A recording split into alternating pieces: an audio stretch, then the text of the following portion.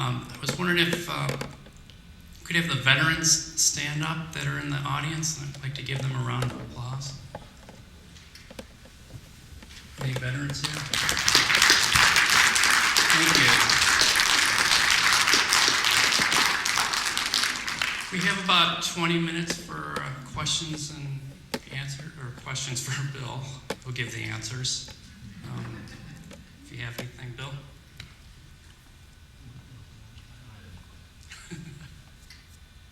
Give the answers. I can tell you most of the veterans that we interviewed in this film aren't with us anymore, but Ben Kuroki is. He's 92. He still golfs. He stopped golfing on the walking course, but now he's golfing with a cart, and that's pretty good. He lives in Southern California in Ventura County, where he retired. He was a newspaper editor at the Ventura County paper there. Any questions?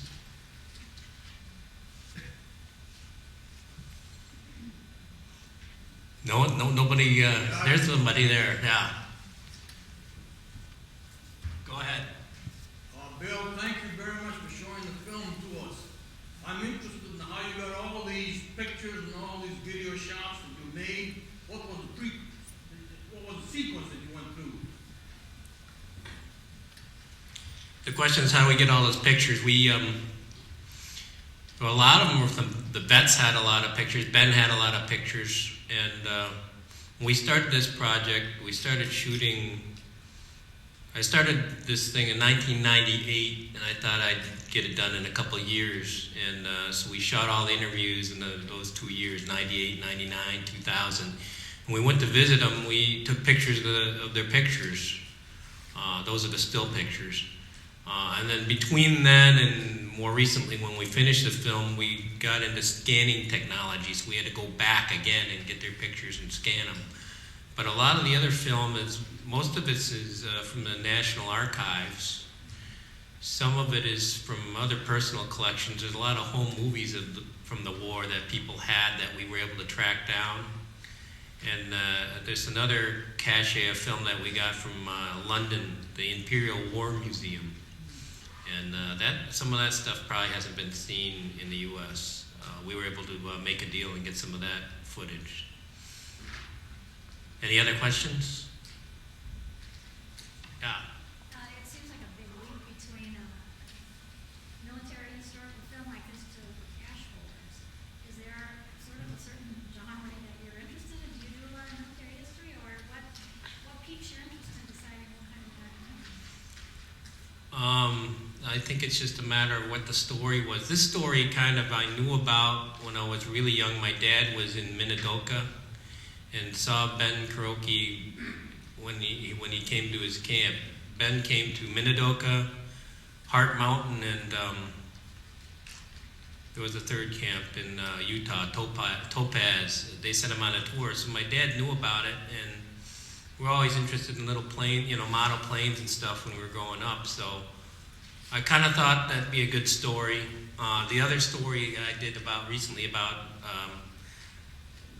was a building that they used wood that the ash borer destroyed in Michigan, ash trees. There's some films we're doing that are related to architecture too. So it's kind of anything. I come out of a news background, so we're just looking for stories, but you kind of just go where the road takes you.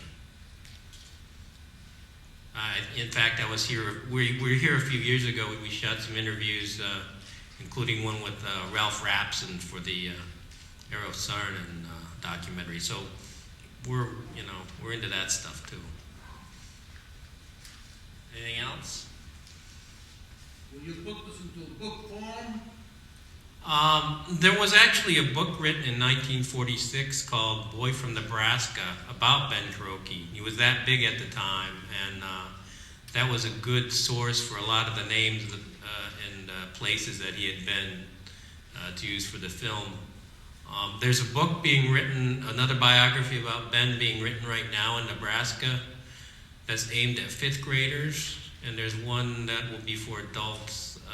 The 5th graders book should be out pretty soon. This film was seen first time in 2007. There was a national PBS program. They used this film like as the lead into the war. The war had the Ken Burns series of documentaries. Ken Burns' films had like $8 million in promotion. This show had $4,000 in promotion budget, so that's kind of how maybe a lot of you hadn't seen it because it wasn't that well promoted.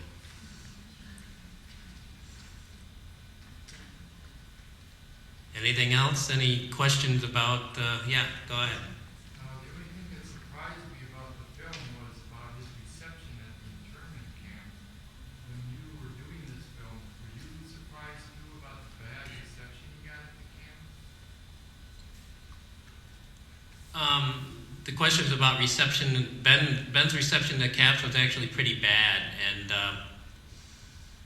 this is something that not a lot of people like to talk about in the Japanese American community. There's a whole dynamic that's come about in the last 10 years or so regarding the resistors. And the resistors and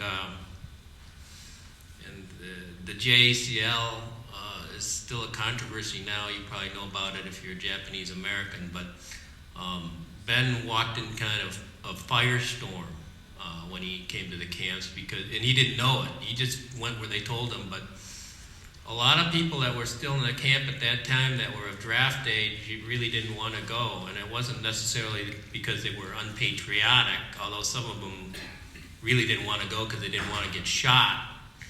But others didn't want to go because they totally resented being interned. And then others didn't want to go because their parents didn't want them to go. So that was one of the reasons why that they sent Ben to Heart Mountain, particularly. That was a place where there was a lot of resentment going on about the draft going on at that time. And that's a tough issue to deal with, and we kind of dealt with it kind of delicately in this film. But if you look around, you'll find out a lot about, there was a lot of outrage at the time about the draft in the camps, which if you think about it now is pretty outrageous that you would draft people that you would put into a camp. You would actually try to draft them out of the camp. I don't know if any of you are familiar with that. Or in a way, I don't really like to talk about it a whole lot because it still raises a lot of hard feelings for some people, within that age group. Are there still members of his family living in Nebraska? Are there still? Yeah, there's still some. Yeah, there are a few that are there. He's got a nephew there. So they kept the family property and everything? I believe their actual property. No, his brother's family, I think, still owns the property. I believe. Yeah, Ben's oldest brother was too old to be drafted, but like the first son in Japanese families, he owned the farm, and everybody else kind of got nothing. So that was, what happened there. But his family's, he had 9 siblings, and they've dispersed the West Coast, Chicago, all over the place. But he's only got one sister still alive, I believe.